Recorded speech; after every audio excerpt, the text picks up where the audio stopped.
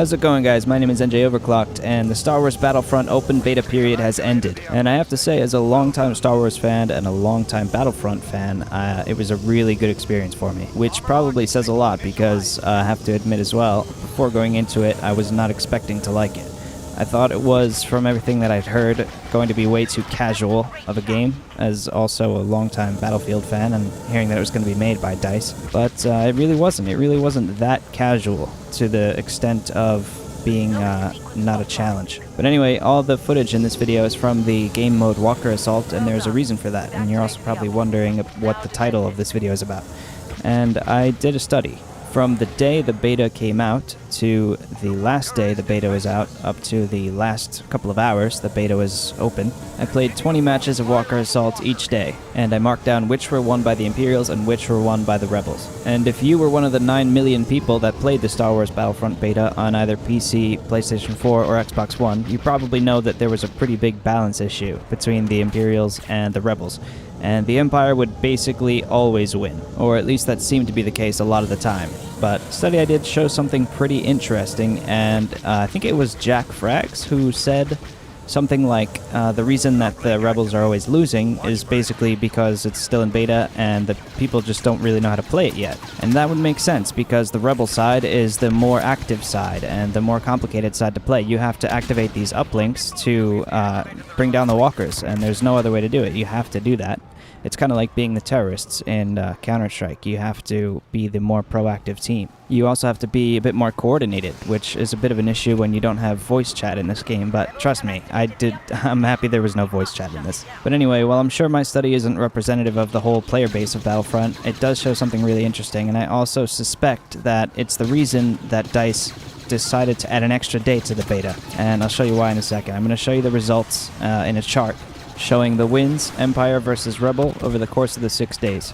And it may surprise you, but here it is. So basically, each tick on the chart is 2 wins out of 20 matches each day. So you have the Rebels winning 2 games the first day and 8 games the last day.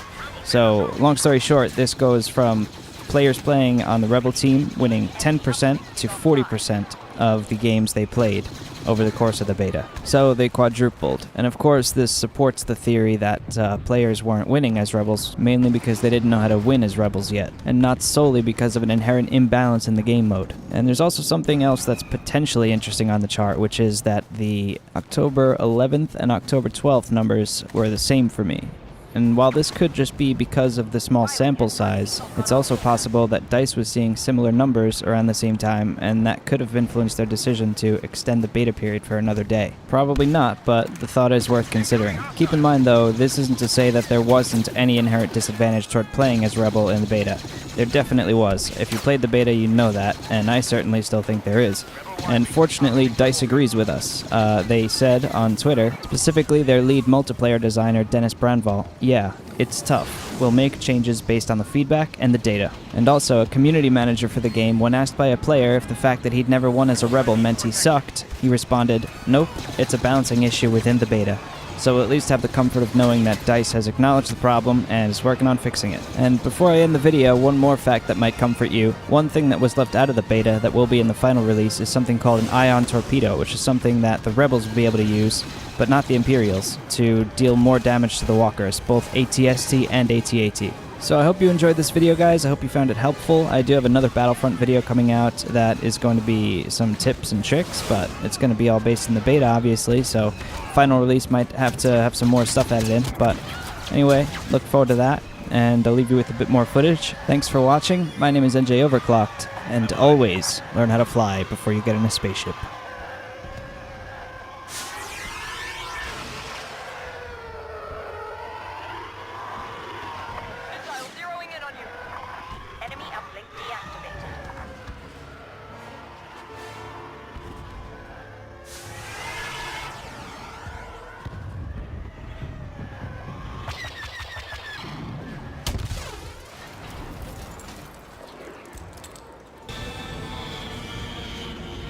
Locked in and ready to go. Homing missiles after you. We're walking onto you.